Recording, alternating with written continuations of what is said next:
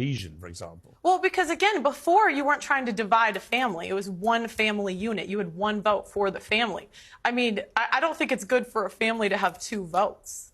Ava, your mouth seems to have dropped No, about do you know what it's sort of I know. No, it's just sort of a bit galaxy brain. I feel like, you know, the stats that you're putting down are perhaps correct in some universe. Which stats? But they just kind of don't really add up. I mean, just to take you back to the to the women's writings that you... What's going on, beautiful people? I pray that you guys are blessed and highly favored. Welcome back to my channel. This is Keniispeak. To my subscribers and new subscribers, page up your chest. So family, let's get into this video. They've named Pearly Things, which I'm not very happy with, the female Tate. I'm a big fan of Tate. I'm not gonna lie. Don't agree with everything he says, but when you do listen to him, he makes sense. As for Pearly Things, not really. But anyways, before we get into the video, she is basically saying women have no right for divorce. Well, should not have the right to divorce. And they shouldn't have the right to vote. And if they want to vote, they need to go out there and do the job that the men does. First of all, we know that there are women out there who does the same job that men does. But that's not my point. If me and my husband is out doing the same work and we still want to raise our family, it's not going to work. Some of us still actually live a traditional lifestyle or something on the borderline of traditional. Do I have my side thing? Yes. Do I have more freedom? Yes.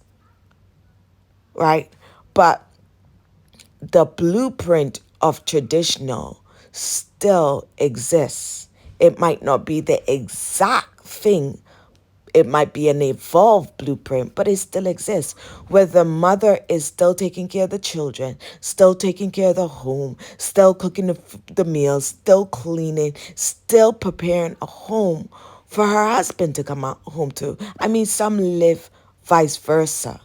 But I cannot imagine me and my husband out there doing some hard laboring work. My husband works 2 jobs right now. Us both doing 2 jobs and still finding the strength and the time to look after our children, our home, you know. And while she's speaking, I can tell this young lady, because she's in her late 20s now, so 27, 28, who've not been married, who've not really had a serious relationship, who does not have children. She is very inexperienced, so she's talking from her rear end.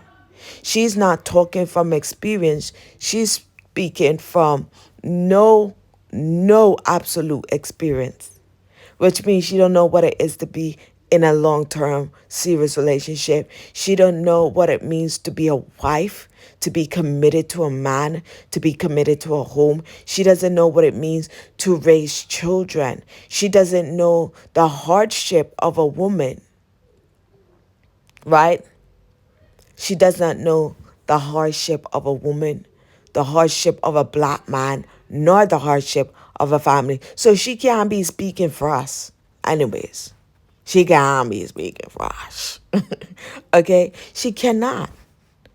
Because the things that she's saying is so out of this world and out of... Imagine men voting and women not having the rights to vote, right? Imagine women not having the right to walk away from a divorce. Imagine the basic, health and well-being of a woman taken away because just Pearly Things think that it should be done. Anyways, family, I mean, y'all can listen to her madness.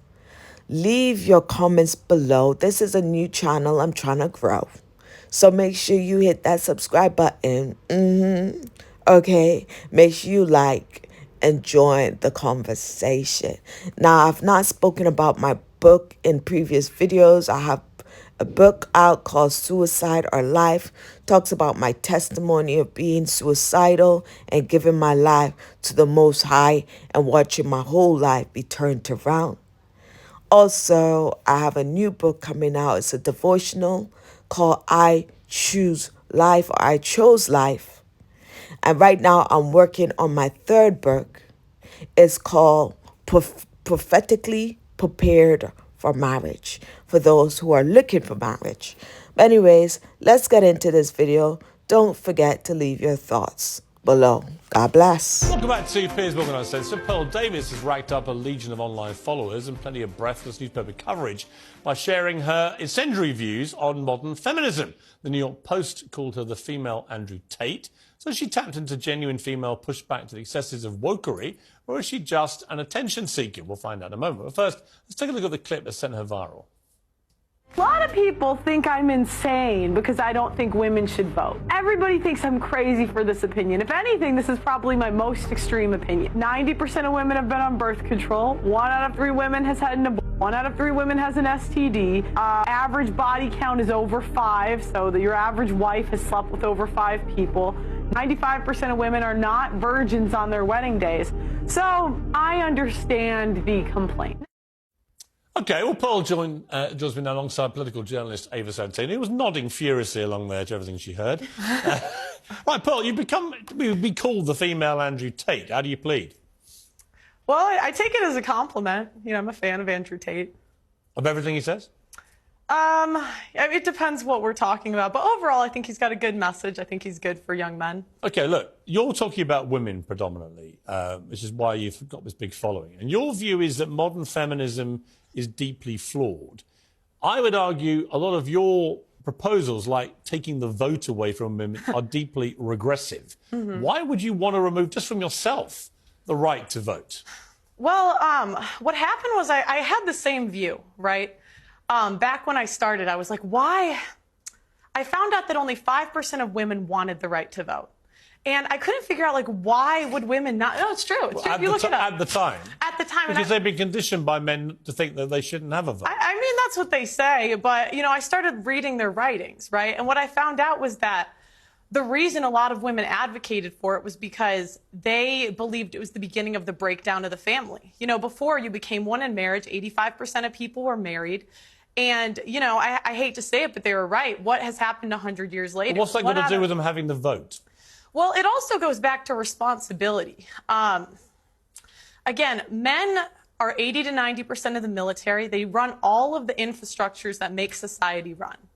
So I just think if we want an equal say in society, then be equal. Do 50% of the hard jobs. Be 50% of the military. In the U.S., they're fined $250,000 if they don't join selective service, which is essentially the draft. OK, but specifically on the vote, what would having the right to vote have to do with family cohesion, for example? Well, because, again, before you weren't trying to divide a family. It was one family unit. You had one vote for the family. I mean, I don't think it's good for a family to have 2 votes. Ava, your mouth seems to have dropped about. No, do you know when it's sort of like, I know. It's just sort of a bit galaxy brain. I feel like, you know, the stats that you're putting down are perhaps correct in some universe. Which stats? They just kind of don't really add up. I mean, just to take you back to the to the women's writings that you've allegedly read. I mean, allegedly. The time, well, what do you mean allegedly? At the time that you're talking about, you know, women weren't really allowed to write. They weren't allowed to go to school. Yes, they were. Yes, they were. That's incorrect. The first female property owner was in the 1600s. The idea that women couldn't work and couldn't. I'm so sorry, but that would be inherited property. The first female millionaire was in the late 1800s. And was that inherited? No, it wasn't. It was self-made. Yes, it was. Self-made. Yes, it was. She never inherited land. Yes, she did not inherit it. What law permitted that? What? What law permitted that? Well, there was no law. I mean, there's always been women that were influential in history. Let's get on to the vote. So what I don't understand is, you know, a part of your message. I've researched you today. And hang on a minute. Okay. You know, your big push is that you care about men and you don't think that men are getting enough of a say. But well, I care about hang women on, too. I haven't made the point yet. Okay. Because of feminism. Okay. What I wonder is when you start making calls out like repeal the 19th, women shouldn't be allowed to vote. How is that helping young men? Because these young men have women in their lives. They have mothers, they have sisters, they have teachers, and they turn around. They don't know how to act around women because you're giving them license to be misogynistic. I wouldn't call it misogynistic. I say be equal. So again, men do all of the feminists are saying. Well, then okay, I'd love for the feminists, please apply for the oil rigs. Please go do the hard jobs in society. They're open, they're hiring, because I don't equate for, I don't think men or women are equal until we do the equal work. So no, listen. Go apply to be on the oil rigs. Go be a plumber, go be an electrician, go be on the front lines of the military, and then we should have equal rights. But until feminists are willing to do that, I don't believe we should have the freedom without the responsibility. Okay, well, I don't think that I'm physically built for that. You might be, but I'm absolutely not. You said you were You said you were a volleyball player, and so you've got more strength than I do. I don't think. But I don't have more strength. I don't have more strength than the average man. I'm not going to take your right away. I don't have more strength than the average man. But again, it goes back to go be a plumber. You want to be equal, go be equal. But you want divorce to be made illegal. Yes. Why? Yes, because I don't think what we have today is really marriage. What is marriage? It's for better or for worse, for richer or for poorer, in sickness and in health, till death do us part. That's what marriage is supposed to be. But feminists have ruined marriage for the people that actually believe in marriage. How? When there's a 50% divorce rate, and the average marriage Why is that all down to the women, though? I didn't say that it was all down to the women. So why feminists? You asked why I want divorce to be banned. Yeah. Can I finish that first? So I'm saying, the people that believe in divorce, go be in long-term relationships. Leave marriage for the people that actually believe in for better or for worse, for richer or for poorer, in sickness and in health, till death do us part. But doesn't the sanctity of marriage also rely on the woman being a virgin? So you wouldn't be able to get married? What do you mean? Well, you've spoken quite openly about how you're not a virgin, and so if you want to preserve that sanctity of marriage, then I just think that you're upholding standards that you don't actually live by. And that's a fair complaint. I wish I was. But, we can't go back. I don't know what you want me to say. Yeah, but I just don't think it's fair that you get to be here and you get to be paid for your views, and you're telling other women that they shouldn't be allowed to. I think... Hang on. Okay, if I may, at some stage jump in. Isn't the whole point of being a feminist, though, that women are entitled to have their own views? Absolutely. And so she's perfectly entitled to her views. Yeah, but you can't... You might not like them. But I'm here to challenge But isn't she exercising her right as a... Are you a feminist? No, I am not. Really? No, I wouldn't. Don't go that far. You don't want to be a feminist? No, because I think if feminists really believed in equality, but you guys don't, I would love for you. There is an oil rig hiring. There is an engineering I would actually love to see Ava Santana on an oil rig. Seriously. There is a building being built next to my building. Go do it, feminists. Go do it. And me, I'm saying the same job that I'm doing right now. When you find the man you want to get married to, are you saying you will be with that man whatever happens the rest of your life? Yes, for the vows that we're supposed to live by. How do you know you can keep them? I mean, I think it's a choice. And that's the thing, women are so willing to leave marriages because they're not happy. This is not about happiness. The most important thing is the children. And the problem is we have a modern society where it's me, my feelings, leave when I feel like it, instead of doing what's best for the kids. Ava, I've got to say, it's a little bit listening to Andrew Tate, where some of it I really don't agree with. I don't agree with the vote stuff.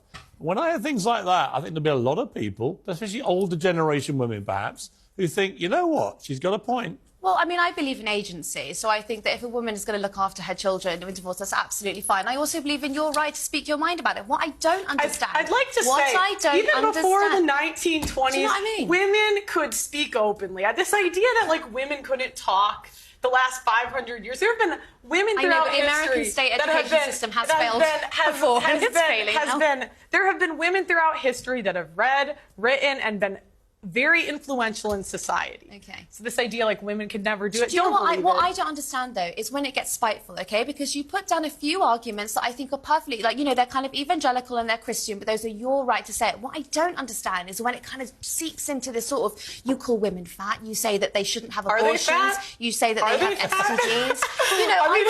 The question is, are they fat, yes or no? The average American woman is 170 pounds. That's objectively overweight. I mean, let's be honest, we now celebrate morbid obesity as some kind of body positive thing, and it is complete nonsense. So actually, on that point again, there's a bit of truth in that. And this is the problem. This is the problem. How have we come to celebrate morbid obesity as body positive? Well, it's nonsense. We're not talking about morbid obese. I was actually watching your podcast earlier, and you spoke to someone who was, I would say, probably a size 12, and you called her fat, obese, and a divorcee. She was fat, obese, and a divorcee. I mean, like, I don't know what to say. This is the thing, women, we don't want to live in reality. We don't want to say things that are true.